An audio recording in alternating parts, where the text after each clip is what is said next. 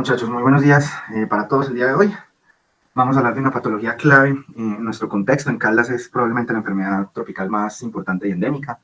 Bueno, también considerando dengue, que es una muy frecuente, pero indudablemente la leishmaniasis, por su importancia, especialmente en el oriente del departamento, aporta una gran cantidad de casos de enfermedad tropical que normalmente nosotros no tenemos de otras etiologías, ¿sí? Caldas tiene algunas enfermedades endémicas clásicas acá, pues que generalmente, no es que solo las haya acá, pero están presentes en unos pocos sitios, pero en términos generales son enfermedades de baja incidencia. Cuando ustedes, alguno de ustedes chicos, que es altamente probable, alguno de ustedes termine haciendo su rural en el municipio de Samaná, ustedes van a ver más o menos un caso de leishmaniasis casi que al día, ¿sí?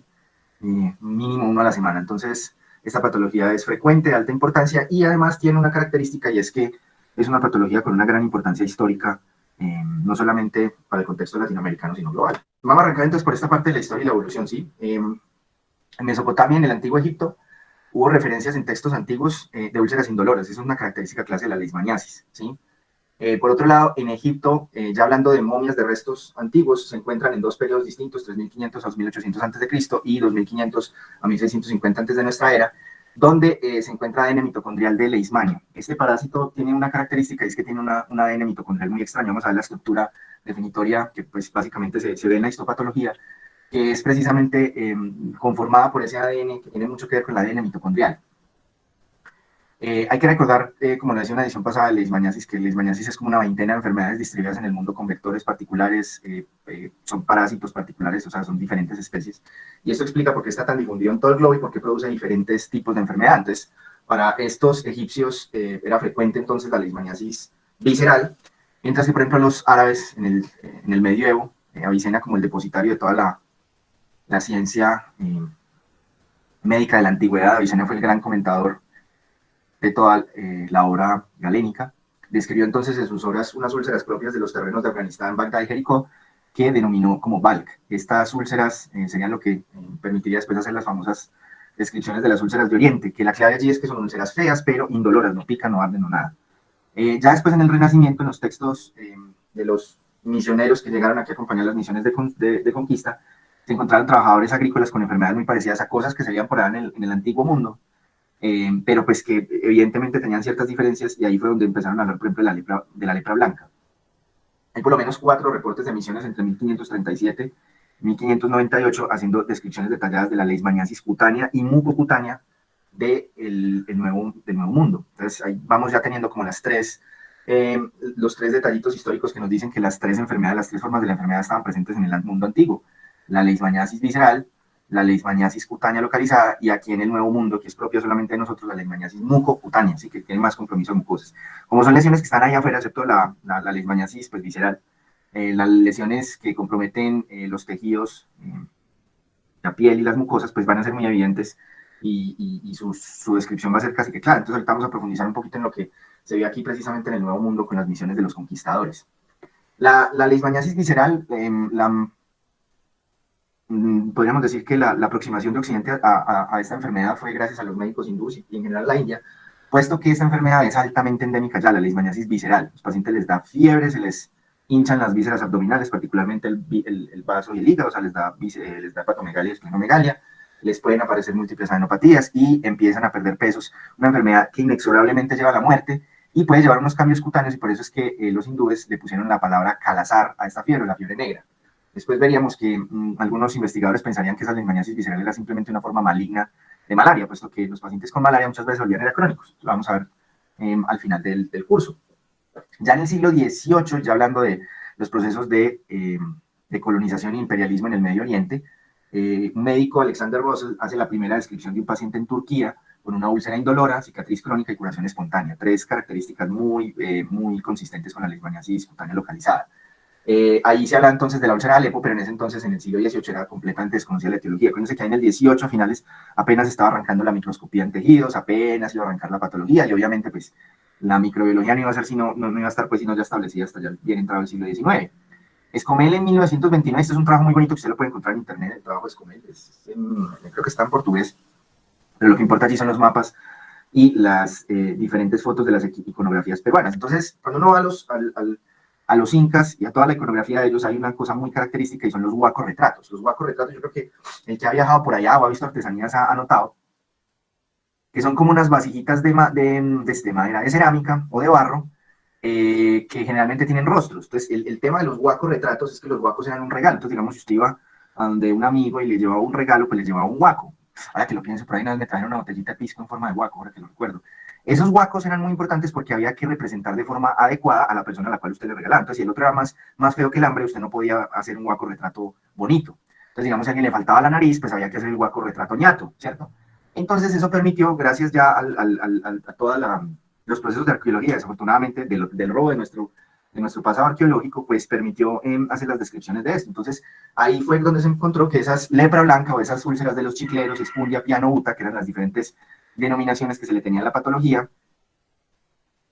quedan representados en esta ecografía. Miremos algunos ejemplos. Miren, estos son los huacos retratos del artículo de Escomel, que de verdad que se los recomiendo mucho, está en portugués, pero pues las imágenes son muy bonitas. Donde miren ustedes esto, miren, las vasijitas sin la nariz, vasijas sin la nariz, vasijas sin la nariz. Es cierto, yo podría decir, profe, ¿cómo saben que eso no son heridas de guerra? Es cierto, una de las heridas de guerra más comunes de la antigüedad era perder la nariz.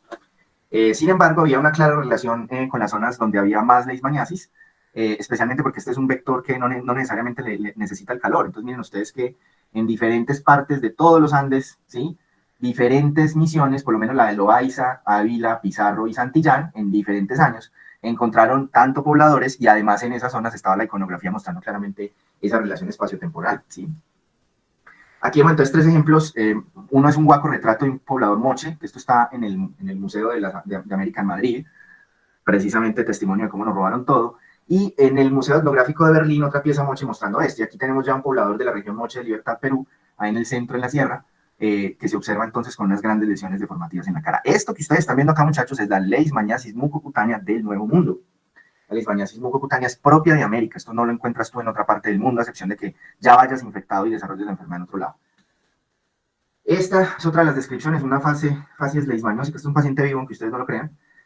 Realmente esa destrucción de los tejidos llevaba entonces a esa retracción de la piel de los labios y además de la pérdida de las estructuras cartilaginosas de la nariz, pérdida también del paladar. Entonces se parece mucho a una patología que ocurre en otras partes, especialmente de África, que es el Cancrium oris. Busquen una foto para que tengan pesadillas, o Noma, también se conoce como Noma o Cancrium oris, pero eso es una patología, una alteración de la biota de la boca se empieza a comer la piel de la cara por desnutrición. Entonces, en el siglo XX, hablando de los descubrimientos, el primero que este señor Peter Borovsky, que era o Piotr Borovsky, era un médico ruso. Él estaba, como ustedes saben, pues todas las grandes potencias trataron de entrar al Medio Oriente y tuvieron relación con el Medio Oriente.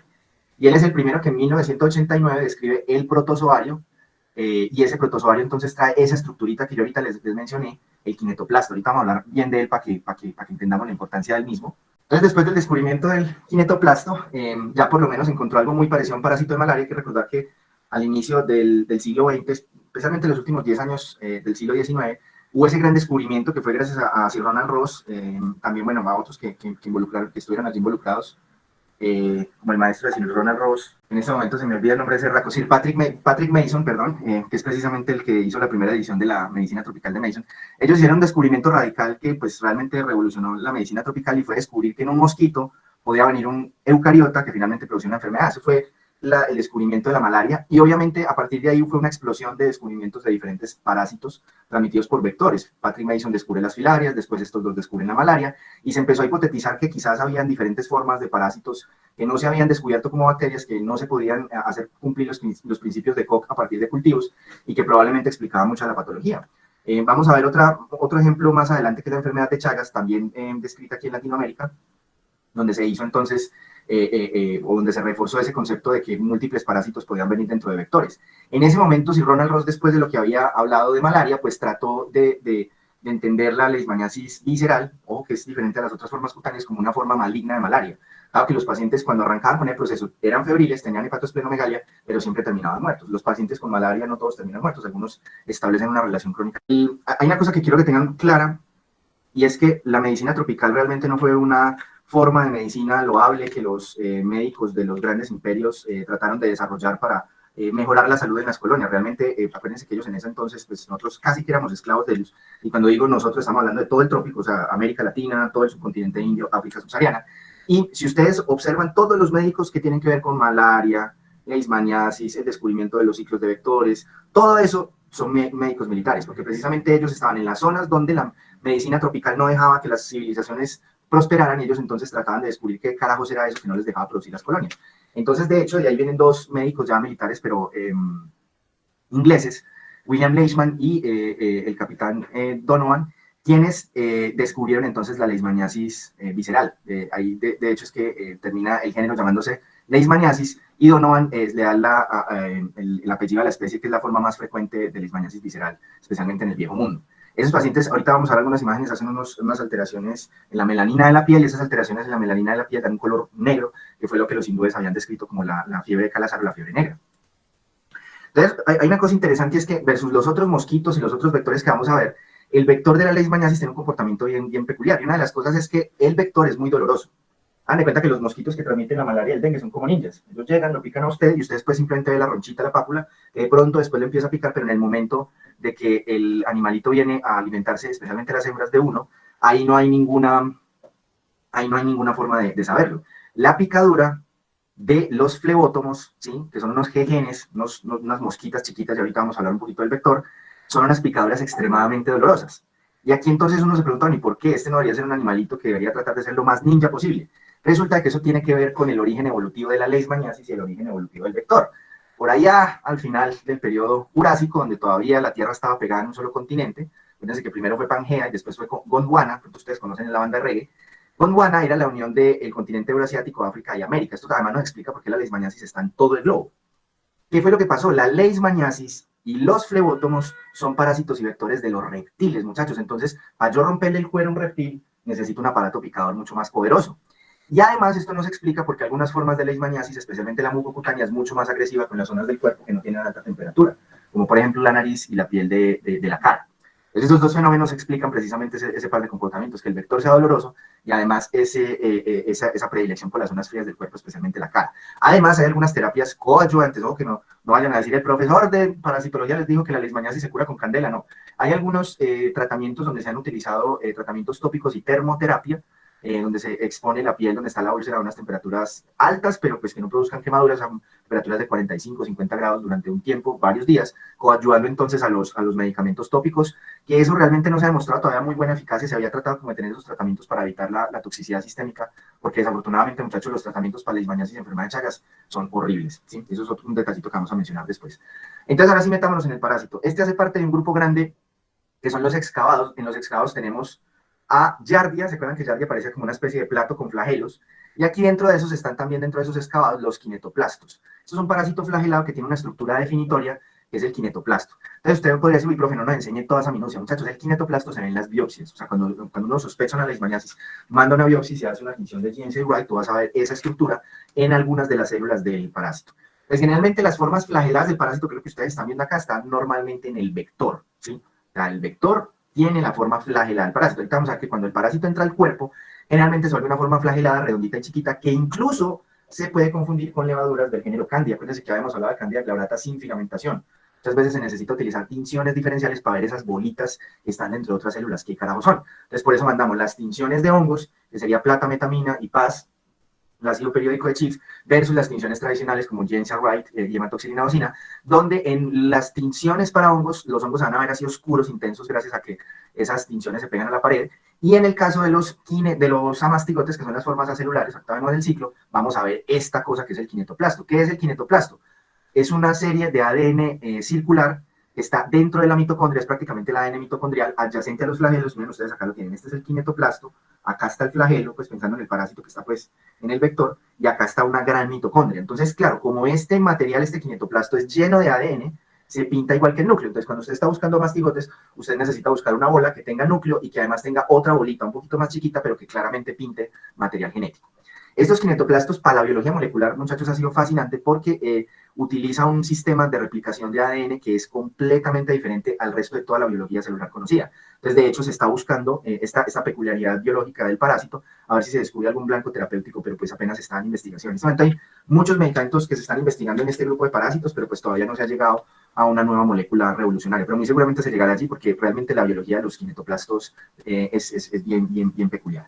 Entre los kinetoplastos tenemos dos de importancia médica: tripanosoma, que es la enfermedad de Chagas, Y la leishmaniasis es todo este gran grupo de parásitos. Miren acá, aquí tenemos en una tinción de Giemsa, tenemos células del sistema inmune, aquí tenemos un monocito, miren acá el citoplasma, acá tenemos el gran núcleo, y acá vemos los amastigotes, y miren ustedes lo bonito, acá se ve el núcleo y acá se ve el kinetoplasto. Entonces, cuando uno le manda al profe Pava las biopsias, una de las cosas que él buscaría entonces en las lesiones es encontrar los amastigotes con kinetoplasto que básicamente hacen el diagnóstico, ¿sí? Entonces hay que tener eso bien presente. Hay que recordar sí que en las biopsias en los humanos, usted rara vez va a encontrar el parásito flagelado, se puede de pronto encontrar en sangre en los momentos iniciales de la enfermedad. Lo que uno más va a encontrar es en los tejidos, es esta forma pequeña, que es la forma pues, del parásito sin flagelo. Este es entonces, lo que yo les decía ahorita, una gran cantidad de funciones o peculiaridades biológicas que tienen todos los kinetoplastos, a Leishmania y Chagas, pero que todavía pues no han dado medicamentos. Por ejemplo, tienen algunas cosas tan extrañas como los glicosomas. Ustedes saben que nosotros en biología molecular hacemos todas las vías metabólicas, las hacemos en el citoplasma. Toda la vía metabólica de la glicólisis se hace en el citoplasma. Ya lo que salga de ahí se va, por ejemplo, para la mitocondria. ¿Cómo les parece que estos parásitos tienen unas vacuolitas llenas de las enzimas de la glicólisis? Entonces tienen esos glicosomas. Tienen unos procesos de manejo del ADN distintos, con una segregación de cromosomas distintos. Tienen no tienen las GTPasas tradicionales de nosotros. Entonces, todas esas peculiaridades, pues probablemente vayan a dar un medicamento nuevo futuro, porque desafortunadamente la terapéutica actual es horrible. Entonces vamos a hablar un poquito de la parte ya epidemiológica del ciclo de vida del vector y la transmisión. Tenemos entonces tres formas clínicas, ¿sí? Tenemos la leishmaniasis visceral, que es endémica en el este de África, en la India, especialmente al oriente, en la frontera con Bangladesh, y el gran foco que tenemos en América es Brasil, ¿sí? Estas son las tres zonas endémicas. En Colombia hay casos de leishmaniasis visceral, se acumulan más o menos unos entre 10 y 90 casos en todo el país, en unas zonas específicas. Tenemos la leishmaniasis mucocutánea, que es la que vimos representada en la iconografía suramericana, y obviamente esta iconografía es testimonio que esta enfermedad es solamente de nosotros. Y la leishmaniasis cutánea está en todo el globo, casi que en diferentes partes hay diferentes vectores, diferentes ciclos, pero el comportamiento es más o menos estable. Donde pica se produce una úlcera cutánea fija no dolorosa que explica todo lo que se describió pues, prácticamente desde el antiguo Egipto hasta ahora en las diferentes culturas de la forma cutánea fija. Los vectores están repartidos en diferentes especies, pero importa la división grande que hay entre el Nuevo Mundo y el Viejo Mundo. Acá tenemos el jejen de las Américas, que es Lutzomia, diferentes especies de Lutzomia. En Colombia, de alta importancia en transmisión, son más o menos unas 3 especies. Y Lutzomia se denominó así debido al doctor Lutz, un investigador brasilero, donde pues en este momento queda pues como honor a este gran investigador del Centro de Medicina Tropical, Lutz. No recuerdo en qué ciudad de Brasil está. En el Viejo Mundo están los flebótomos, ¿sí? Y esa diferenciación de Lutzomia y flebótomos no es solamente un capricho etimológico, sino que realmente hay un comportamiento bien diferente de los vectores. Lutzomia es realmente una especie de flebótomo muy selvático, es un jejen completamente selvático, requiere de bosques húmedos, incluso pues alturas importantes. Aquí no se cumple, donde sí es por debajo de los 2.000 metros, no hay riesgo de vectores, este incluso se puede encontrar a 2.300, 2.600 metros, pero que requiere unas zonas con unas altas precipitaciones, puesto que las larvas sobreviven metiéndose debajo de la tierra y dependiendo de la temporada de lluvias, el número de larvas va a sobrevivir o no. Mientras que los flebótomos se conocen, y ojo con esta palabra clave en inglés, como sandflies o las moscas de la arena. Por eso, si ustedes recuerdan la parte de historia, vieron que las grandes descripciones de la leishmaniasis cutánea en el Viejo Mundo tenían que ver con el Medio Oriente, con toda la parte de Afganistán, Jericó, Bagdad, toda esa parte de África y el Mediterráneo, que son zonas generalmente áridas. Entonces, claro, ahí es donde uno no esperaría encontrarse un vector, y más uno pensando que los mosquitos, por ejemplo, dependen tanto de agua.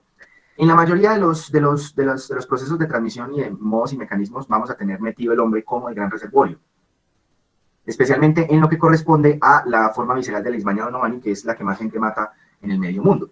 Pero en algunos casos vamos a ver que hay diferentes animales que están metidos en ciclos específicos, incluso algunos de estos hospederos reservorios apenas se van a describir, todavía no se han encontrado todos, y ahí tendríamos ya unos mecanismos ya de anfixenosis metaxénica, recordando que aquí va a haber el hombre como reservorio, también el animal, y dependiendo entonces del ciclo, pues puede haber diferentes fenómenos de transmisión mediado por vectores. Entonces esta es la lista, muchachos, de parásitos que ustedes tienen que aprender para el examen. Pero no, mentira, acuérdense, muchachos, que no se tienen que aprender la mitad de las cosas y el resto es el resto. Porque entonces yo les podría poner en el examen, muchachos, ¿cuál es la enfermedad que produce Leishmania venezuelensis? Y entonces uno como carajos hace para aprenderse esto. Entonces, muchachos, esto es muy sencillo, aprendanse esta mnemotecnia. Usted coge la leishmaniasis y la divide en las 3 enfermedades. Usted ya sabe que la leishmaniasis mucocutánea solo está en el Nuevo Mundo, ¿sí? Entonces, los únicos 2 parásitos que se sabe que producen leishmaniasis mucocutánea son Leishmania brasiliensis y Leishmania panamensis, ¿sí? Y por el otro lado, solamente hay 2 vectores que producen la leishmaniasis visceral. La Leishmania donovani, en honor a Leishman y Donovani, quienes son los Donovan, perdón, quienes son los que descubrieron este parásito en el Viejo Mundo. Leishmania donovani solo está en África, Asia Central y Sudeste Asiático. Aquí no vamos a tener Leishmania donovani. Y el otro que produce Leishmania visceral, que sí alcanza a llegar hasta el Nuevo Mundo, es Leishmania infantum. Leishmania infantum es el parásito que produce la leishmaniasis visceral. Entonces, miren, usted solamente tiene que aprender 4. Usted se aprende que leishmaniasis visceral y panamensis produce la mucocutánea del Nuevo Mundo, y la leishmaniasis visceral es producida por Donovani en el Viejo Mundo y infantum en el resto del planeta. Y el resto es el resto. Entonces, yo les preguntaba en el examen, ¿qué enfermedad produce Leishmania colombiensis? Usted me tiene que decir leishmaniasis cutánea localizada. Esa es la forma de aprenderlo. Aquí lo vemos de otra forma diferente. Acá tenemos dividido el Nuevo Mundo y el Viejo Mundo. Entonces, en el Viejo Mundo, ¿qué posibilidad de leishmaniasis visceral tenemos? Tenemos Leishmania donovani y Leishmania infantum. En cambio, aquí en América, en el Nuevo Mundo, ¿cuál es la única que puede producir leishmaniasis visceral? Leishmania infantum, ¿sí? Son viscerotrópicas. Nos vamos para el otro extremo de la tabla. En el Viejo Mundo hay leishmaniasis mucocutánea, no hay leishmaniasis mucocutánea. ¿Cuál es la única que tenemos en el Nuevo Mundo? Leishmania brasiliensis y Leishmania panamensis. Miren que acaba de quedar entonces toda la mitad. Vamos a ver entonces que desafortunadamente en nuestra región la mayoría de los parásitos que producen leishmaniasis son precisamente estos dos. O sea que básicamente todos los pacientes que sufren leishmaniasis tienen el potencial de producir leishmaniasis mucocutánea. Como ustedes vieron, pues las imágenes son bien dramáticas. Este artículo que salió en Scientific Reports de Nature, del equipo de Ramírez, Hernández, León, Ayala, Flores y González, publicado recientemente en el año 2016, aprovechó toda la colección que se tenía de leishmania de más o menos unos 20 o 30 años para poder describir cuál era la taxonomía, diversidad y distribución geográfica de la patología acá en Colombia. ¿Qué se descubrió? Porque realmente pues, se han hecho estudios pequeños con 20 o 30 muestras, pero realmente se cogió toda la colección que había en el Instituto Nacional de Salud y se hizo entonces una revisión juiciosa de todos los casos de leishmaniasis entre 1980 y 2001. Se hizo pues además tipificación molecular por PCR y por isoenzimas, y se encontró que el 61% era Leishmania panamensis, 27% era Leishmania brasiliensis, y miren ustedes, por acá tenemos un 4% de Leishmania infantum. Esto nos explica por qué en las rivieras del Magdalena todavía tenemos casos de leishmaniasis visceral. Y cuando ustedes, siempre que ustedes vean un paciente con una leishmaniasis visceral, lo primero que deben pensar es una leucemia o un linfoma, porque es una enfermedad linfoproliferativa del sistema retículo endotelial. Tiene todos sus órganos hinchados, vaso hinchado, hígado hinchado, cambios hinchados, febril y perdiendo peso. Usted dice, este man se lo está comiendo un cáncer.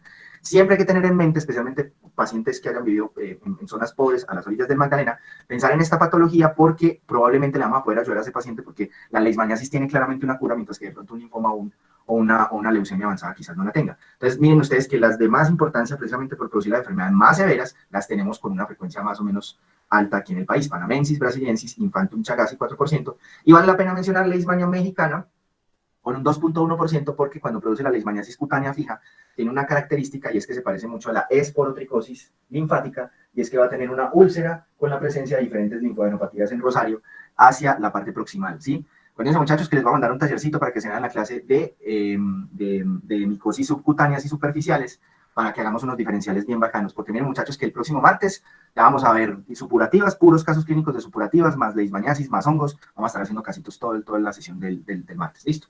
Entonces, el vector, como les había mencionado, son dos formas distintas del vector. Son bien curiositos, son chiquiticos, son mucho más pequeños que un mosquito, tienen la espalda peluda como un camionero, y el aparato picador hace que las picaduras sean muy dolorosas. Esas picaduras dolorosas hacen incluso que estos berracos sean capaces de romper mosquiteros, ¿sí? O sea, estos berracos son capaces de meterse cuando tienen hambre, casi que a cualquier parte de su pequeño tamaño, hace que sean difíciles de detectar. O sea, quiero que vean ustedes el tamaño de este y miren los vellos de esta persona, ¿sí? Generalmente la gente se va a acordar de la picadura porque se siente como un pringonazo. Y hay que recordar que Luxomia, ya noten este detalle, esto no es muy frecuente acá, pero es importante para pacientes que de pronto vayan a ciertas zonas altas de Perú. Existe una patología también transmitida por Luxomia aquí en el nuevo continente, que es la bartonelosis, la famosa fiebre de Oroya, / verruga peruana, que se encuentra ya pues casi radicada ya en Perú, donde se observan úlceras y, donde se observan lesiones tipo angiomas, unas angiomatosis bacilares pues allí en la piel, y en algunos pacientes se desarrolla una fiebre maligna que puede llevar a la muerte. Estos son los dos parásitos que puede transmitir entonces Luxomia. Pero la gran diferencia entre uno y el otro es que este está muy bien adaptado, Phlebotomus papatasi, está muy bien adaptado a los climas áridos, mientras que nuestras Luxomias siempre requieren de zonas frías, altas y con muy buena lluvia. Entonces, si nosotros hiciéramos un paralelo con los mosquitos, que después vamos a hablar de vectores y hablamos de malaria y dengue, vamos a encontrar que Luxomia produce una picadura muy dolorosa. La saliva facilita el contagio porque la saliva es inmunógena, la saliva es inflamatoria, te recluta macrófagos, los macrófagos fagocitan el parásito y terminan haciendo la expresión de la enfermedad. Ellos, a diferencia de los mosquitos, van a estar adheridos a biomasa. Entonces, los Phlebotomus del Viejo Mundo se pegan, por ejemplo, a la basura. Cuando Las ciudades no recogen de forma sistemática la basura, no recogen, empiezan a dejar allí biomasa que se acumula y se pueden generar estos vectores. Los mosquitos aquí en nuestro nuevo mundo dependen de reservorios de agua, por eso los que han vivido en tierra caliente saben que uno tiene que estar pendiente de las llantas, de los tanques y de todo eso. ¿Qué es lo que pasa con nuestra luxomia? Ellos se adhieren a la biomasa, pero es en zonas boscosas muy bien, muy húmedas, entonces pues usted póngase a recolectar la biomasa en descomposición en un bosque, pues ahí se queda toda la vida.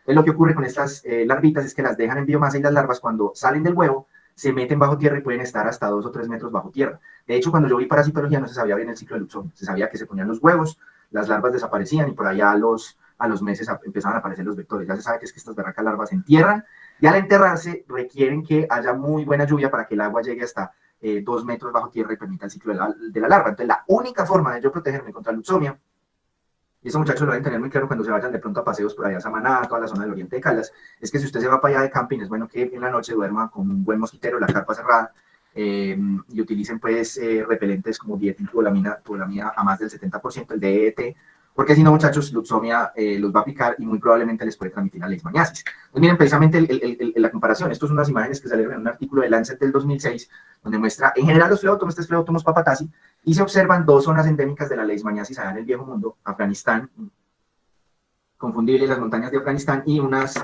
zonas del Oriente Medio, del Mediterráneo, si mal no estoy, en Turquía, donde usted dice, fue madre, eso tan alto y eso así tan arriba, ¿qué enfermedad tropical va a haber? Pues en este caso aquí ellos dependen de la buena recolección de basura, de material en descomposición para que no se llenen de vectores. Entonces, digamos, en zonas geográficas donde puede haber la coexistencia de mosquitos que transmiten la malaria y de luxomia, perdón, de flebótomos en el viejo mundo, la única forma de controlar vectores es haciendo buena disposición de basuras y además controlando criaderos de agua para mosquitos. Alexandra va a preguntar algo, cuéntanos, Lizeth. Doc, es que me perdí un poquito. Entonces, Donovan y el Infantum y eso hacen parte de luxomia o de flebotomos, Sí, ¿o cómo? la pregunta tuya es muy buena. Todo lo que sea Donovani, que es del viejo mundo, la Infantum que se transmite al otro lado del charco y las formas cutáneas localizadas de por allá van a ser transmitidas exclusivamente por flebotomos. Sí, Phlebotomos papatasi es el más importante allí. Cuando ya nos venimos aquí al nuevo mundo, donde está brasiliensis, panamensis y también las formas del nuevo mundo de Infantum, ahí vamos a tener esa luxomia. Y de hecho, gracias a tu pregunta, caemos justamente a esta otra parte de la gráfica, que en este artículo de Lancet, esto que ustedes están viendo aquí, ¿a qué les parece? Este es un cafetal colombiano, muchachos. Esto es una foto de una zona de Caldas donde hay una de las más altas incidencias, no recuerdo si esto era Samaná o uno de estos municipios allá aledaños, donde precisamente a pesar de la altura se ve una gran cantidad de concentración de este vector. Entonces acá vive luxomia, que le gusta meterse en la tierrita y además tiene que ser tierra húmeda, mientras que a este otro lado viven las ánflas y las moscas de la arena, que son los flebótomos, ¿sí? Los reservorios animales, aquí ven ustedes una imagen de un perro con leishmaniasis visceral en Marruecos, recordando que la leishmaniasis visceral, pues allá puede ser las dos formas, Infantum y Chagassis. Y generalmente los perros con leishmaniasis tienen una morfología muy característica, son de orejas gachas, tienen hepatosplenomegalia, son muy flacos y generalmente tienen algunas alteraciones cutáneas, ¿sí? Se ve pues como un perro sarnosito, qué pecado. Allá le tienen mucho miedo a los perros callejeros y muchas veces hacen controles matándolos. ¿Por qué? Muchachos, si a Firulais le da leishmaniasis, a Firulais toca sacrificarlo, porque Firulais no aguanta el tratamiento que se da normalmente para la leishmaniasis, porque son tratamientos muy tóxicos, ¿sí? Son sales antimoniales, medicamentos que pueden producir hipoglicemia, que son altamente tóxicos, que hay que hacer monitoreo neurológico, hepático, renal, bueno, es bien complicado. Pues cuando uno analiza los ciclos de este parásito, pues se encuentra que Leishmania infantum, el reservorio original es el perro, recuerden que infantum también está acá, Leishmania donovani solamente se encuentra en humanos, y solamente el 50% de los perros son sintomáticos. O sea, usted puede encontrar simplemente un perro con un poquito bajo peso, sin visceromegalias y puede tener leishmaniasis. Entonces esto hace que el perro se comporte como un reservorio, porque acuérdense que el concepto de reservorio es un animal que permite establecer un ciclo de un parásito o un patógeno específico y que además es oligosintomático o no tiene síntomas. La gran complicación son respecto a la leishmaniasis del Nuevo Mundo, porque en la leishmaniasis del Nuevo Mundo es un número gigantesco de mamíferos y roedores simpáticos. Entonces, cuando tú te vas a Samaná, tienes que estar pendiente del vector, ¿sí? Pero también esa leishmaniasis va a estar relacionada con una gran cantidad de animales, que de hecho no se han descrito todos. Miren ustedes la cantidad de animales que están allí involucrados en los ciclos: roedores, perezosos, armadillos, perros y otros. Hay algunos, pues, por ejemplo, que no se les ha descubierto todavía el reservorio, pero si son zonas selváticas donde solamente entran leñadores, cazadores y nunca hay humanos, pues en asentamientos, pues indudablemente tiene que haber un reservorio. En Caldas, esta imagen me la robé de las reuniones que hacemos periódicamente en la dirección territorial. Vemos entonces las grandes zonas de influencia de luxomia de las especies que se sabe que tienen la capacidad de transmitir. Entonces, esto que ustedes están viendo acá son los municipios priorizados para las acciones contra la leishmaniasis, siendo Samaná de los municipios más grandes del país con menos densidad poblacional. O sea, hay partes de Samaná donde desde la cabecera municipal de Samaná hasta una vereda usted se puede demorar 8 horas. Realmente es una zona muy difícil. Tuve uno de mis rurales, Juan David, de mis residentes de UCI, Juan David, que estuvo haciendo rural allá, veía diario un caso de leishmaniasis. Y lo importante, muchachos, el mensaje que les quiero dejar, y espero que no se les olvide nunca, es que si usted se va para estas zonas, Machetalia, Pensilvania, Samaná, Victoria y Norcasia, usted tiene que estar pendiente de la leishmaniasis, le va a llegar siempre. Pero ojo con esto, muchachos, ¿se acuerdan cuando hablamos las definiciones de brote epidémico y epidemia? Ya hemos mencionado también que los brotes epidémicos de las epidemias no solamente era un aumento de casos, sino también teníamos que hablar de un aumento de la zona geográfica de influencia. Entonces, por ejemplo, La Dorada, a pesar de que colinda con Norcasia y Victoria, por ser tan calenturiento, no se ha encontrado todavía casos de leishmaniasis autóctona. Pero si usted se va a este otro lado y usted ya se va amparando en Salamina, en Marulanda, en Manzanares, estas son zonas que tienen una muy buena cantidad de vectores. Miren ustedes que ya los vectores se han ido encontrando en diferentes municipios, en Salamina, en Arma, en Filadelfia, y lo que podríamos esperar es que con los cambios que se dan por la distribución de las enfermedades infecciosas, en algún punto empiecen a aparecer casos. Entonces, muchachos, cuando ustedes se me vayan de rural a cualquier parte de Caldas y encuentren un paciente con una úlcera que no cura, que no pica, que no arde, que no duele, que tiene una morfología similar a la leishmaniasis, no se pongan a pensar, no, eso aquí no es endémico, más bien sospechenla, me llaman, ya nos pasó con una chica, una rural de la Universidad de Caldas, que nos llamó por una úlcera muy extraña en Neira, se hizo el diagnóstico, se encontró que era una paciente con una, ¿cómo se llama eso? Un pioderma gangrenoso, que es una enfermedad autoinmune. Eso suena mucho a lo que vimos ayer de piodermas, pero no, eso nada que ver. Pero por lo menos hicimos el tema. ¿Por qué? Porque si esa paciente no ha salido en ella, tiene una leishmaniasis, hay que empezar a buscar el vector y hay que empezar a hacer control, porque si tú no haces eso, ese municipio se te puede volver una zona endémica de la patología, como lo que ocurre en estos otros municipios. Entonces no les olvide eso. Tenemos una gran cantidad de vectores. El más importante, el que se pone en rojo, es precisamente Lutzomia longipalpis, que es el que mejor tiene competencia de transmitir la leishmaniasis a los humanos. Este es el ciclo de vida, muy sencillo, muchachos. Las formas flageladas, ¿sí? Van a estar entonces dentro de los flebótomos, dentro de Lutzomia. Ellos entonces lo que van a hacer es que se establecen allí el ciclo, y Lutzomia lo que va a hacer es que lo va a picar a uno, y al picarlo a uno va a dejar toda una serie de promastigotes, que son las formas ya flageladas. Esos promastigotes, como van a estar molestando con el flagelo, y además van a estar acompañadas de las babitas del mosco, que son muy irritativas, los macrófagos se van a fagocitar esos promastigotes se van a convertir en amastigotes, o sea, pierden el flagelo, y ahí pues van a estar entonces los núcleos con los kinetoplastos, y a medida que se van reproduciendo van llegando cada vez más macrófagos, se van infectando, pero estos no producen una reacción inflamatoria franca. La gran característica de la infección por estos parásitos es que hace que los macrófagos no produzcan ni TNF, ni interleuquina 1, ni interferones, ni nada, sino que empiezan a producir interleuquina 10. Entonces producen interleuquina 10, al producir interleuquina 10 no hay inflamación, no hay dolor, los macrófagos se acercan, se infectan, los macrófagos se acercan, se infectan, se acercan, se infectan, y en ese proceso es que se va produciendo esa morfología característica de la úlcera que vamos a ver ahorita en la historia natural. Aquí les voy a dejar simplemente esto para que después lo comparemos cuando veamos leishmania, donde hay simplemente una forma diferente, que es el epimastigote, pero en términos generales siempre es lo mismo: forma flagelada en el insecto, forma no flagelada en el mamífero. Aquí vemos precisamente eso. Lo que a uno le va a llegar en el vector es el promastigote metacíclico, que es el promastigote flagelado, pero con moléculas que son capaces de interactuar con las células humanas. El promastigote entra en la picadura, es fagocitado, se diferencia, se produce la amplificación allí en los macrófagos, y cuando llega un mosquito a picar, un flebótomo, se va a infectar de uno de esos amastigotes y va a finalmente hacer el ciclo. Ya el parásito saca el flagelo, se amplifica dentro del vector, y así sigue, y sigue, y sigue, y sigue. La única forma de poder entender bien la clínica de esta patología y de entender bien cómo es la progresión de la enfermedad es entender esa relación entre la inmunidad y la patogenia, precisamente entendiendo de que esta es una patología que produce una baja inflamación. Esto se da precisamente por dónde vive el parásito y qué es lo que produce. Entonces, como les mencionaba yo ahorita, este grupo de los kinetoplastos tienen unas moléculas que pueden interactuar con uno, y interactúan en el sentido de que el cuerpo no sabe qué hacer con ellas. Bien, que hasta ahora hemos visto que el lipopolisacárido, que cápsula, hemos visto también en los hongos esos otros glucanos interesantes, y los sacáridos de la cápsula, como el glucoroxilmanano, el galactomanano y todo eso. ¿Qué tenemos en los kinetoplastos? En los kinetoplastos tenemos esta molécula, el lipofosfoglicano, y este lipofosfoglicano, que es la parte más abundante, especialmente en los promastigotes metacíclicos, es lo que ustedes están viendo acá, media la interacción tanto con el vector como con nosotros. Entonces, cuando ya se vuelve metacíclico, ya suelta los lipofosfoglicanos que sirven para interactuar con nosotros. Y esto hace entonces que en la fagocitosis no se active ningún TLR. ¿Sí? El problema de los lipofosfoglicanos es que no hacen ninguna respuesta inflamatoria. Aparte de eso, hay otras metaloproteínas, especialmente una metaloproteinasa de zinc, que es una glicoproteína unida de pared, que es importante y clave en la virulencia, precisamente porque no permite la unión de moléculas de detección del sistema inmune innato. Entonces, ¿qué es lo que pasa? Cuando el parásito flagelado llega acá, empieza a producir trauma por el flagelo, la saliva recluta células inflamatorias inicialmente, por eso la picadura es dolorosa. Los polimorfos entonces van a fagocitar, pero esa fagocitosis es completamente inefectiva porque allí en el fagolisosoma estos parásitos van a estar muy bien protegidos por todos esos lipofosfoglicanos. Entonces ahí el fagosoma si se active no va a pasar nada. Eso va a terminar volviéndose una vacuola no leishmanicida, o sea, prácticamente es como una especie de crisálida para el parásito, y estos se van a empezar a reproducir allí. En el caso de las especies que es capaz de salirse de la zona local, o sea, que no son los que producen leishmaniasis cutánea localizada, ahí en ese grupo tenemos a Donovani, a Infantum, y en el caso de América a Leishmania mexicana, que produce adenopatías. Ellas lo que hacen es irse en las células dendríticas de estirpe monocítico y se pueden ir al ganglio linfático o regarse por todo el cuerpo. Pero ese comportamiento solamente la tienen a las especies. Si todas tuvieran esa especie, uno arrancaría con una úlcera, como una especie de úlcera de inoculación, y terminaría uno teniendo una enfermedad del sistema retículo endotelial, pero eso solamente lo hacen las especies de leishmaniasis visceral.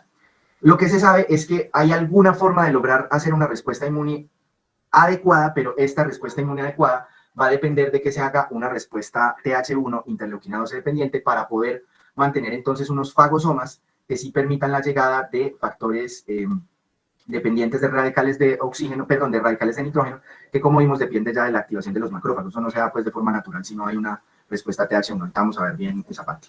Entonces, ¿cuál es la parte importantísima aquí? Porque generalmente uno siempre termina controlando la leishmaniasis. Miren que desde Avicena se había dicho, úlcera indolora, que deja chamba, deja cicatriz, y que además produce una curación espontánea en muchos de los casos.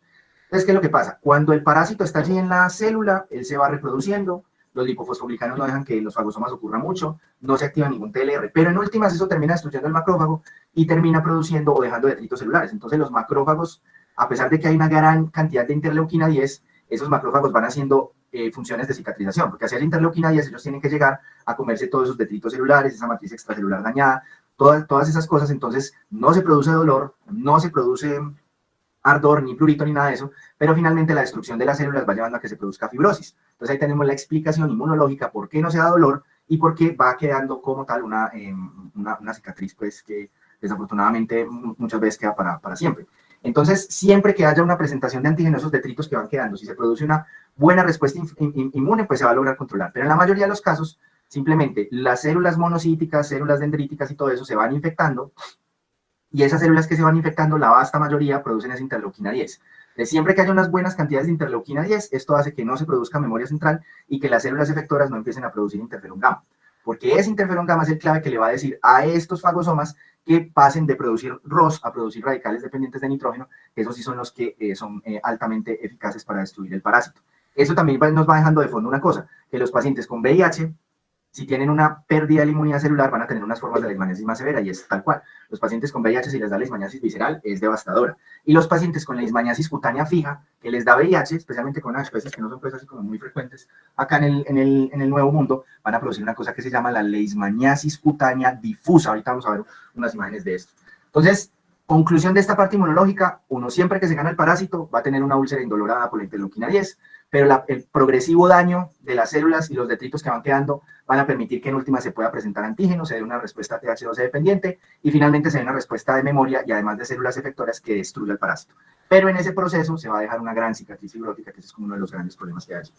Yo este lo he mencionado con bastante esperanza, pero pues la última vez que busqué hace como unos 2 o 3 meses esto no logró llegar a la clínica, y era el posible desarrollo de una vacuna contra la leishmaniasis. La característica que querían buscar, porque miren la cantidad de especies que tenemos de leishmania.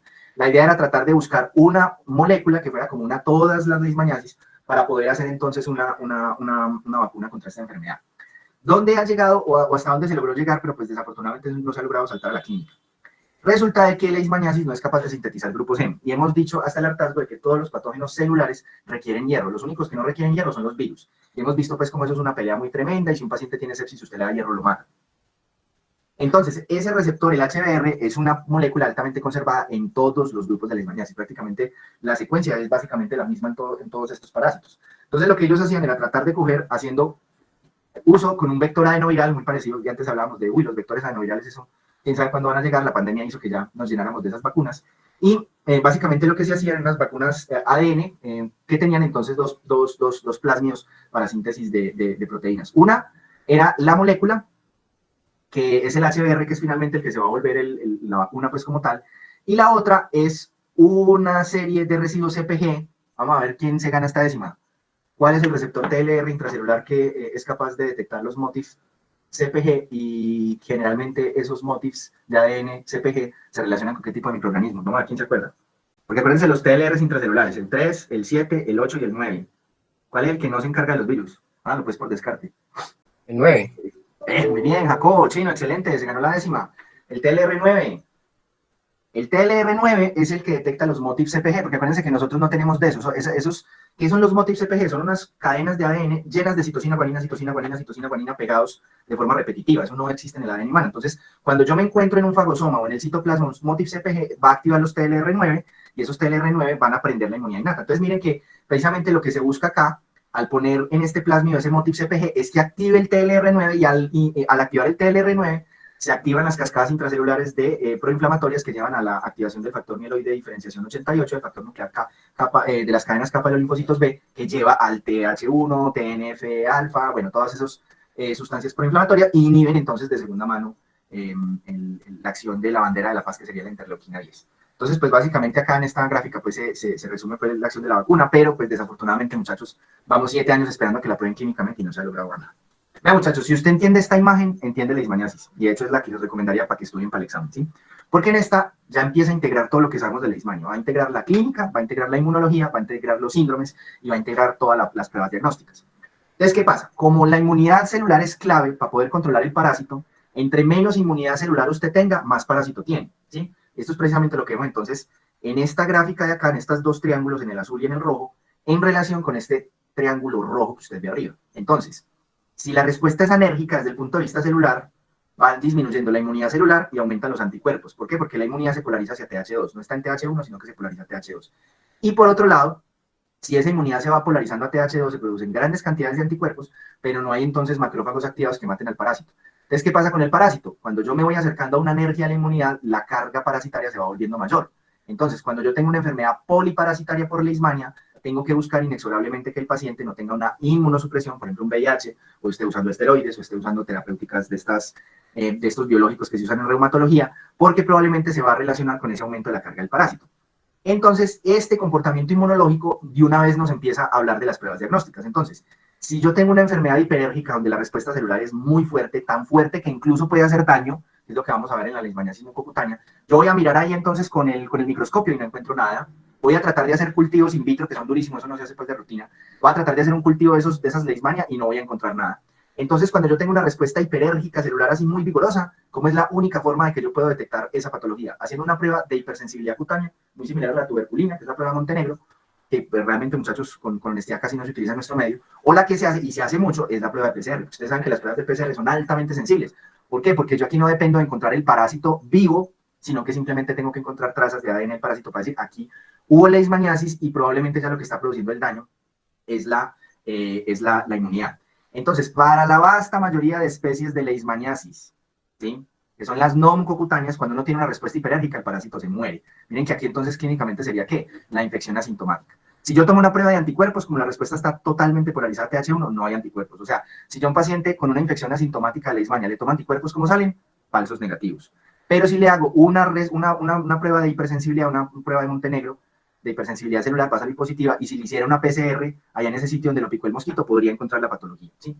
Por otro lado, esa respuesta hiperérgica se puede relacionar con la leishmaniasis mucocutánea. Ahorita vamos a ver que los pacientes con esa leishmaniasis mucocutánea no es que tengan la cara invadida de leishmania, sino que la respuesta es una respuesta inflamatoria atípica que lleva a la destrucción misma de los tejidos. Entonces, en esos pacientes con una leishmaniasis mucocutánea, yo no puedo hacer anticuerpos, ni puedo rasparles la boca ni la nariz a buscar el parásito, sino que lo que tengo que hacer es una prueba de PCR. ¿Listo?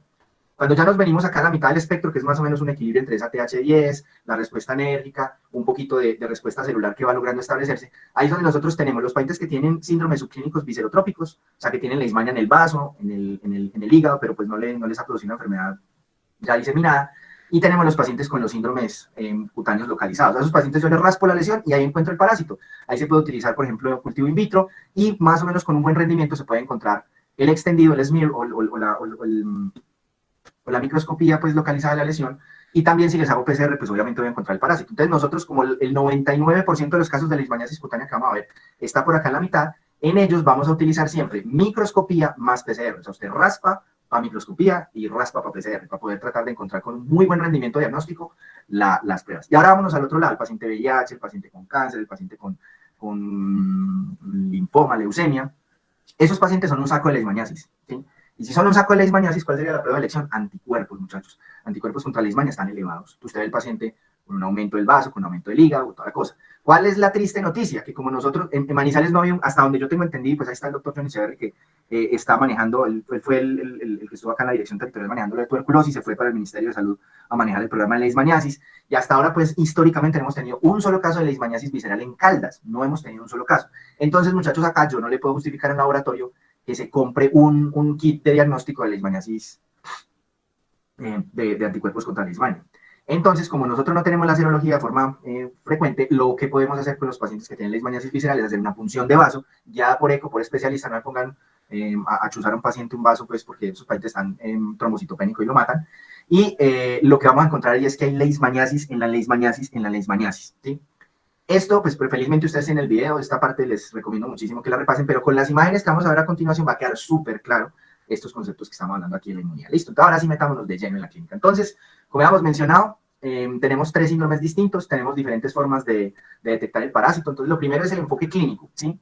Cuando usted tiene un paciente con un cuadro clínico tradicional que viene de un área geográfica específica, fíjense muchachos que hemos hablado mucho del concepto de exposición, de cómo la exposición me descarta, de la importancia del establecimiento del tiempo y el espacio entre si el paciente estuvo expuesto, todo eso, y si usted lo junta con una clínica muy característica, usted que casi que puede estar seguro de que ese paciente tiene la enfermedad. Entonces, por ejemplo, ustedes llega a un campesino de Samaná, con una úlcera indolora, que lleva 4 semanas de evolución, que no le pica, no le arde, no supura, y el paciente trabaja al aire libre en zona boscosa. No hay duda, muchachos, usted hace el diagnóstico, obviamente, de leishmaniasis y arranca el tratamiento. Ya si ese paciente no mejora, usted ya empieza a buscar la otra gran cantidad de diagnósticos diferenciales que hay allí importantes. De hecho, una de las cosas que vamos a hacer muy bacana el próximo martes es que es una sorpresa que nos mandó el doctor Johnny Severri el año pasado, que es el Gran Atlas de la leishmaniasis de las Américas. Es un libro de 500 páginas, muchachos, no se asusten.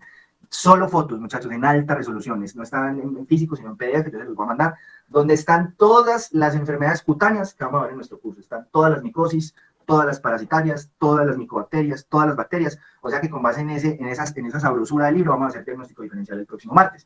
Entonces, sí, cuando usted tiene un paciente en una zona geográfica con una lesión característica, siempre sospecha la leishmaniasis cuando está obligado. O el otro, por ejemplo, un paciente que estuvo en la India, pérdida de peso, fiebre persistente, linfadenopatía, hepatosplenomegalia, con pérdida de las líneas celulares, de las 3 líneas celulares, rojas, blancas y plaquetas. El paciente tiene leishmaniasis visceral, no hay duda. Ya resultó todo negativo para leishmaniasis visceral y no mejora, ahora sí piensa en linfoma, leucemia, etc. Y obviamente, pues hay que tener las cosas claras. Si usted le llega a un paciente con pérdida de peso, fiebre persistente, linfadenopatías, hepatosplenomegalia y pancitopenia, y es una señora con agarofobia que vive en Palermo y que nunca salió de la casa, pues obviamente no piensa en leishmaniasis.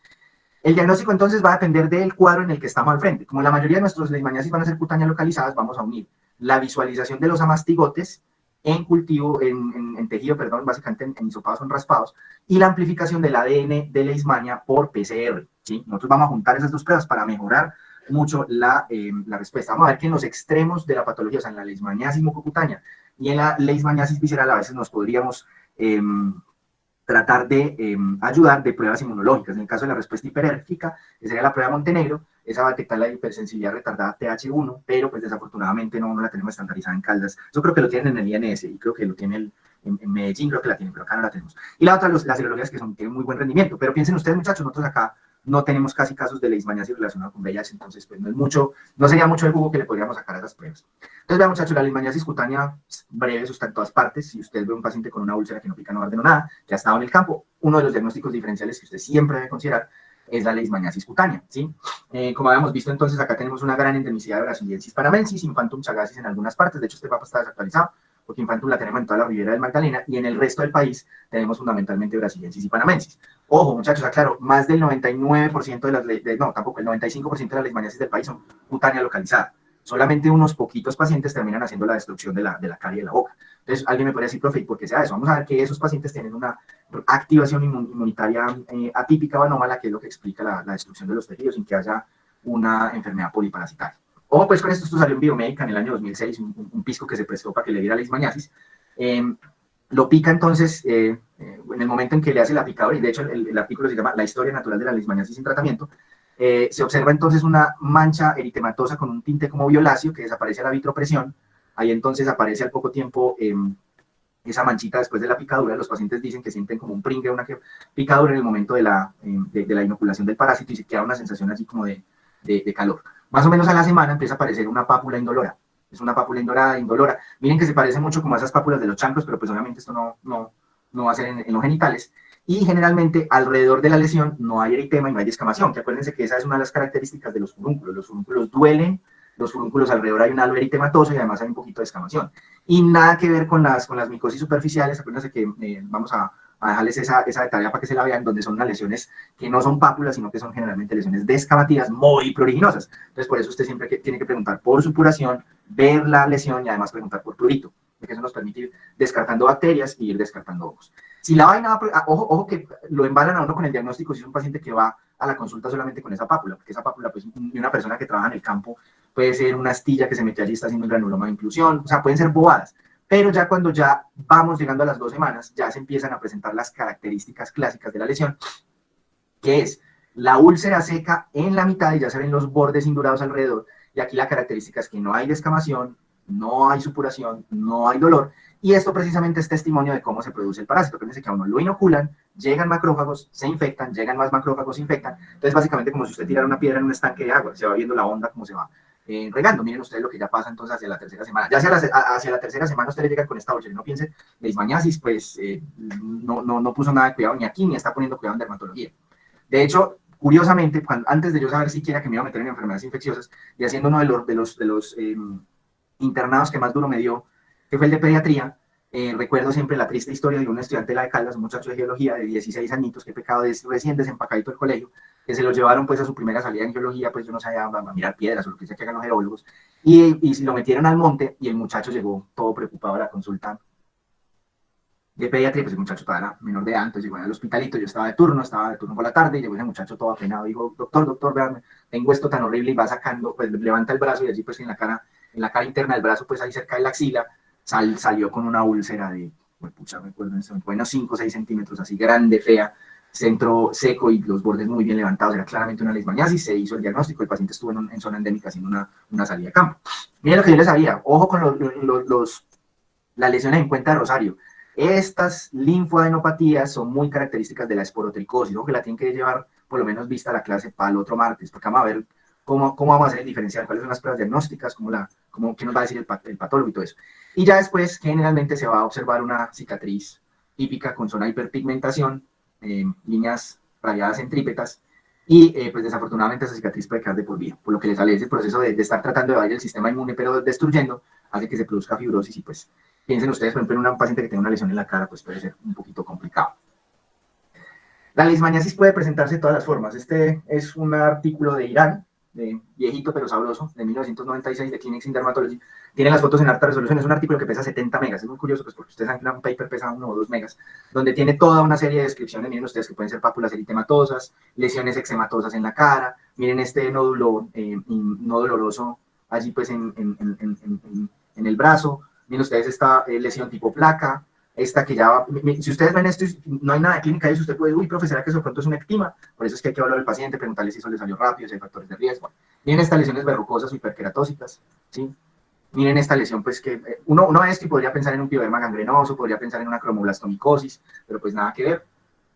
Lesiones ericipeloides, ¿se acuerdan que ayer vimos erisipela, chicos? Miren una leishmaniasis imitando una erisipela. ¿Cuál sería la característica? Que estas lesiones pues, similares a erisipela se desarrollaron fue en el curso de semanas, no duelen, no hay fiebre, no hay síntomas sistémicos, aunque miren que le ocurrió precisamente a un paciente en el que uno podría esperar una erisipela. Miren ustedes, no solamente las lesiones en la mano, miren estas lesiones zosteriformes, porque tienen pues esa forma, aunque no está cogiendo dermatomas, pues tiene esa forma como en correa o en septiembre, en serpiente, una lesión tipo esporotricosis, muy parecida a esporotricosis con diferentes lesiones satélites aparte de la gran úlcera, ¿sí? Bueno. Entonces aquí tenemos las dos caras de la leishmaniasis cutánea. Una es la leishmaniasis cutánea fija, esto es lo que los patólogos encontrarían en una biopsia. Pónganle fe al patólogo, el patólogo le va a decir, vea, esto es un kinetoplasto, esto es un kinetoplasto, esto es un kinetoplasto. ¿Cómo hacen ellos la definición? La diferencia, como ellos también montan tinciones para hongos, van a ver que los hongos no aparecen y lo único que van a aparecer en James y Wright son estas estructuras. Con ojos de fe, aquí se ve el núcleo y aquí el kinetoplasto. A ver, donde se ve bien. Aquí se ve núcleo, kinetoplasto. aquí se ve núcleo, kinetoplastos. Entonces, ahí el patólogo le va a decir a uno, este paciente tiene mastigotes con kinetoplastos. Eso es en la lesión de la úlcera, pero hay algunos pacientes, no es muy común, pero puede ocurrir, esto ocurre más que todo en el viejo mundo, que son pacientes que arrancan con una leishmaniasis, hacen un VIH y se les riega por todo el cuerpo. Miren que ya, esto era una lesión, ahorita tienen lesiones aquí, aquí, aquí, aquí, aquí. Como es una leishmaniasis cutánea difusa, el paciente está anérgico, tiene parásitos en los parásitos, donde usted le raspe le encuentra leishmania. Miren, todo esto son células inmunitarias y por acá está mastigote. Miren este mastigote, lo bonito. Acá se ve el núcleo y acá abajito se ve la mastigote. ¿Sí? Esto es entonces el diagnóstico. En este caso tenemos una leishmaniasis cutánea local, donde hay una buena respuesta a TH1, ¿no? Finalmente acaba matando al parásito, y se logra entonces una buena respuesta inmunitaria y finalmente una disminución de la respuesta a TH2, hay una disminución de anticuerpos, hay una buena respuesta a interferón gamma, y esto es lo que entonces nos da el diagnóstico. O sea, hay poquito parásito, hay buena respuesta, no hay cómo detectar anticuerpos. Vámonos al otro lado. Este paciente está enérgico, va a producir una gran respuesta a anticuerpos, de hecho incluso sin biopsia se podría diagnosticar solamente con inmunoglobulinaje contra la leishmania, y además va a tener una gran cantidad de interleuquina 4, interleuquina 10, que eso lo que va a hacer es parar el efecto del interferón gamma, que sabemos que ese es muy dependiente de los TH1, y eso tiene que ver en estrecha relación con la patogenia del VIH. El diagnóstico diferencial, muchachos, es amplio, y aquí entonces vamos a ver todo lo que vamos a ver en la clase pasada. Miren que aquí vamos a ver que úlceras, bueno, traumáticas y vasculares no nos interesan, pero vamos a analizar, ¿será que de pronto esto es un paciente que le progresó una pioderma y se le volvió una úlcera ya piogénica fea? ¿Será una esporotricosis? ¿Será una paracoccidiomicosis? ¿Será cualquiera de los espectros de las micobacterias, sea tuberculosis cutánea o una micobacteria típica? ¿Será un pioderma gangrenoso? Todo eso lo vamos a analizar el próximo martes, que hagamos el tallercito de diagnóstico diferencial. Cuando se forman placas nódulos, hay que pensar de pronto no sea una sarcoidosis, una psoriasis, que eso pues sí lo dejamos para dermato, y en el caso pues de la lepra, que tenemos para unos 3 o 4 casos. Entre otras cosas, muchachos, nos invitaron en Medellín a un simposio de lepra. Lepra yo no soy un carajo, pues yo sé lo básico, pero nos dieron muchos cupos, entonces voy a preguntar, ustedes el viernes tienen pato, ¿cierto? Sí, doc. Paila. Bueno, es que es un simposio. No. El viernes tenemos molecular a las 11. Pero solo a las 11. Bueno, si alguna vez, ¿sabes? Voy a tratar de conseguirles el link, porque pues yo sé que a algunos hay que les gusta dermato y hay uno que otro hay ñoño que le gusta micro. Entonces, yo les paso el link y el que se quiera se conecta conmigo. Listo, yo sí le tengo que poner cuidado a eso porque yo de lepra no sé mucho y este año hemos tenido 3 casitos de lepra ya y pues hay que empezar a poner cuidado a eso. Y las lesiones verrucosas, las claves acá, cromoblastomicosis, lobomicosis, que esas están entre las micosis subcutáneas. Entonces, chévere, pues muchachos, necesito que el fin de semana en un puntico se vean la de micosis superficiales, sean con mucho juicio la de micosis subcutáneas, para que hagamos ese taller bien bacano y una vez dejemos visto todo lo de piel, ahí bien bacano. Vean, muchachos, esto es lo que pasa con la leishmaniasis mucocutánea. Miren las lesiones tan destructivas, miren ese compromiso tan serio de la mucosa.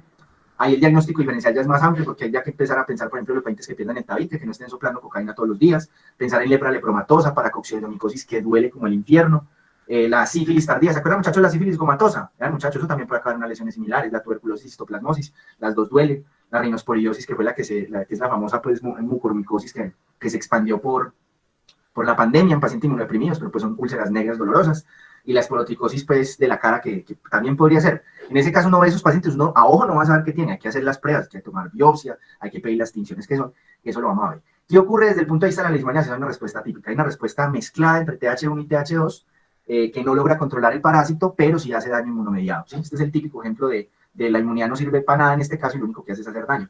Por eso es que muchas veces lo que se puede hacer para detectar a estos pacientes es hacerles una prueba de Montenegro. Porque usted a veces en estas lesiones, usted solamente va a encontrar PCR positivo. Usted le hace raspado a esto y no encuentra el parásito. Usted le hace raspado a la nariz y no encuentra el parásito. Entonces ahí es mejor hacer PCR y prueba de Montenegro si hay la posibilidad diagnóstica. Esta historia las vieron en Facebook cuando yo era rural.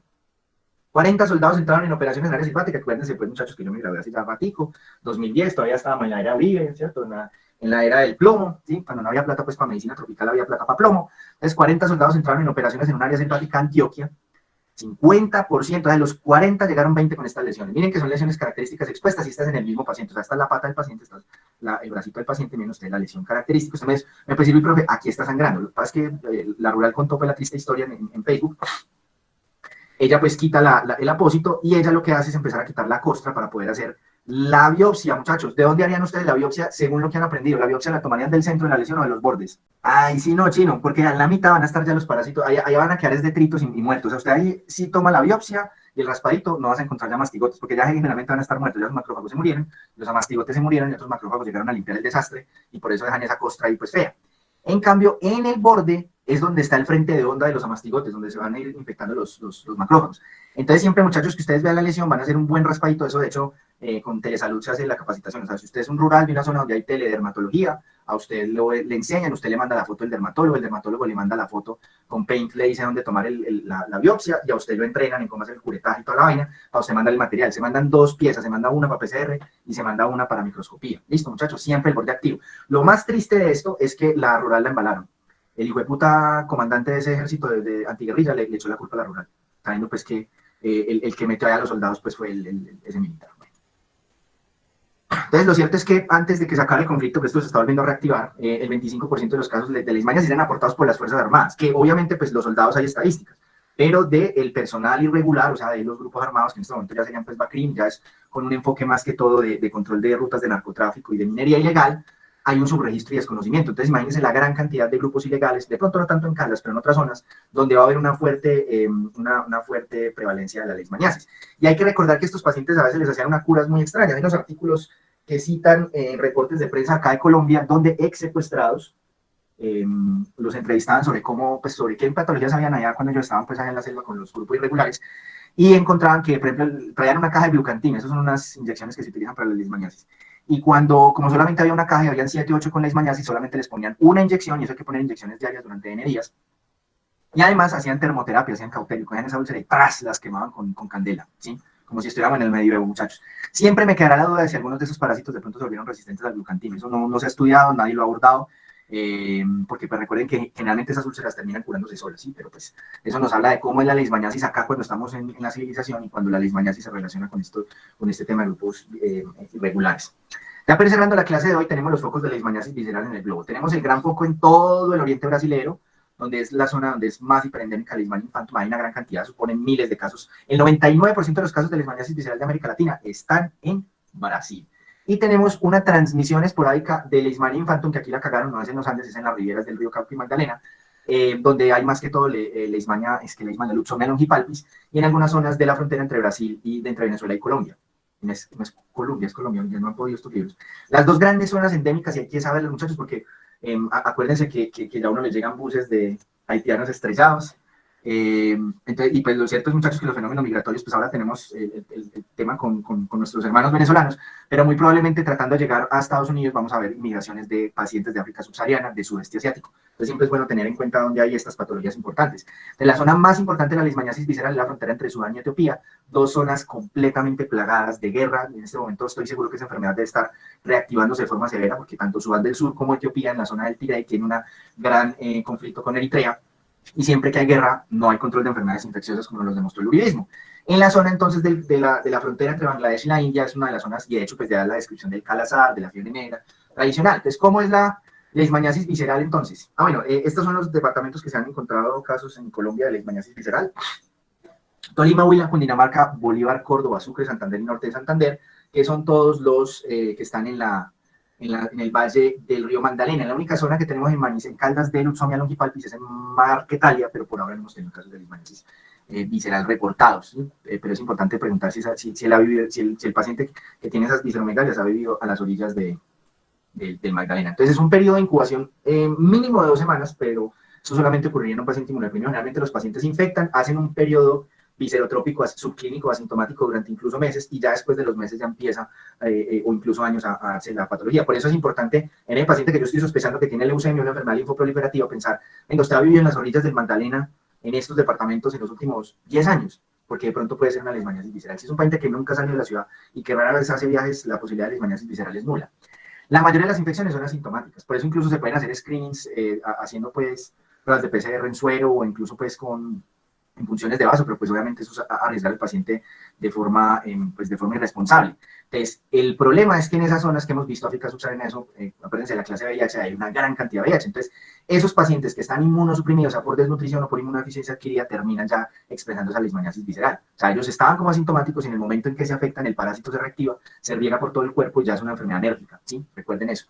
Entonces, la mayoría de los casos son en Brasil. ¿Y cómo es el curso ya de la enfermedad clínica, no de la sintomática? Primero, es fatal sin tratamiento. Estoy casi seguro que muchos pacientes se murió con un supuesto diagnóstico de una leucemia o de un linfoma, una enfermedad linfoproliferativa, no se le alcanzó a hacer el diagnóstico y no se supo que era una leishmaniasis visceral. Los pacientes empiezan con fiebres, fiebres esporádicas, febrículas, después se va volviendo esa fiebre cada vez más continua, más importante. Hay que diferenciar muy bien de las fiebres intermitentes de malaria, eso lo vamos a ver después. Y los pacientes tienen más que todo una hepatoesplenomegalia, más que todo con un compromiso del vaso, esto se come el vaso, vamos a ver algunas imágenes con algunas linfadenopatías. Siempre que yo tengo vaso, hígado y linfadenopatías hinchadas, eso se llama una enfermedad del sistema retículo endotelial. Y esos pacientes, por esa inflamación incontrolable y que no pueden lograr disminuir la carga del parásito, se va evolucionando una desnutrición por enfermedad crónica que se denomina caquexia. Y los pacientes se vuelven caquécticos o profundamente desnutridos. Y cuando uno analiza a nivel de las, ya a nivel pues, de los paraclínicos, va a encontrar que lo más característico es una pancitopenia. O sea, los pacientes tienen anemia, trombocitopenia y leucopenia, ¿sí? Ya los pacientes, si la enfermedad pues, no es fulminante y va de un curso pues, más o menos estable, algunos pacientes van a producir unas nodulaciones en la piel y pápulas generalizadas, y eso es lo que se denomina la leishmaniasis cutánea post-calazar, que además a veces se pone la piel negra. Acuérdense que el calazar era la denominación de los hindúes por la fiebre negra. Entonces, vean, muchachos, este es un paciente etíope con esplenomegalia. Miren que este man está tocando eso sin guantes y muy seguramente lo va a chuzar pues así. Ojo, en este momento me escapa el nombre de uno de los colegas del doctor John Echeverry, que es el experto en leishmaniasis visceral en el Caribe. Él pues cada vez que hay un caso de eso lo llaman y él va y eso pues ya tiene tanta experiencia que eso él llega, toca, ve el vaso. Tengan en cuenta, muchachos, que el vaso está por acá, ¿cierto? Y miren ustedes hasta dónde está llegando este vaso, muchachos. Todo esto es el vaso, o sea, ese paciente es un saco de leishmaniasis. ¿Qué hace entonces? Palpan el vaso y lo puncionan. Y como es una enfermedad poliparasitaria por alergia inmunológica, casi que la sensibilidad de eso es 100%, ¿sí?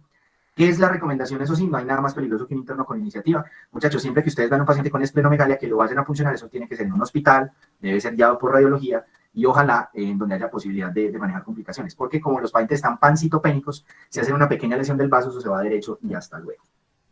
Estas son las manifestaciones post-calazar, como pues pueden caer esos son puras lesiones inmunomediadas, pues como tal, pero si el paciente no se trata, chao, se va a morir, listo. Tratamiento de la leishmaniasis, rápidamente, no vamos a ver los medicamentos ni nada, eso no es el momento que ustedes vean eso, pero lo único que uno debe hacer como médico general es definir si es una leishmaniasis cutánea localizada complicada o no complicada. ¿Qué es la leishmaniasis cutánea no complicada?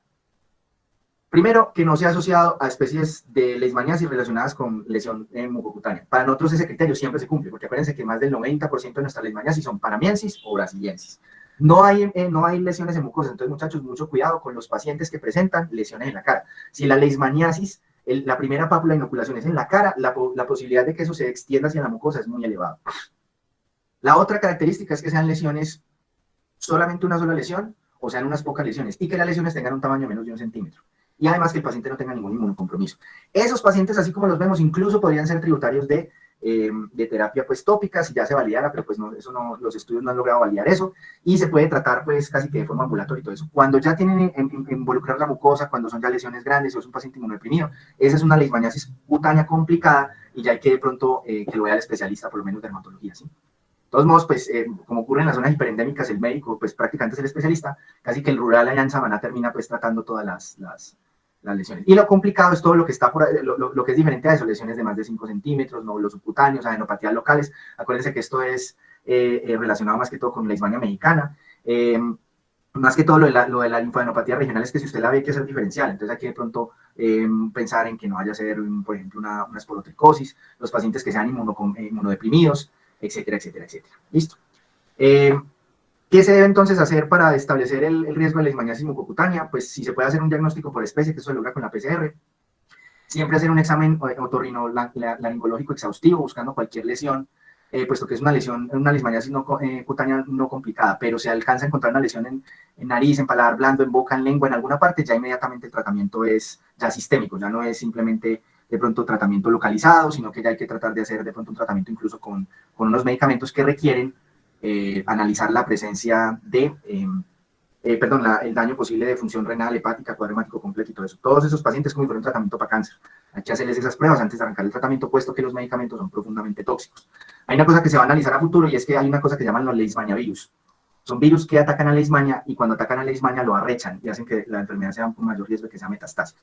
Eso apenas se está investigando y quienes han empezado a investigar esta parte son los veterinarios, quienes son los que han avanzado más en esta parte de los leishmania virus como un factor de virulencia. Acuérdense del simbioma como patógeno que le evaluamos en el primer examen para tratar de analizar quiénes son los que tienen riesgo de hacer enfermedad diseminada.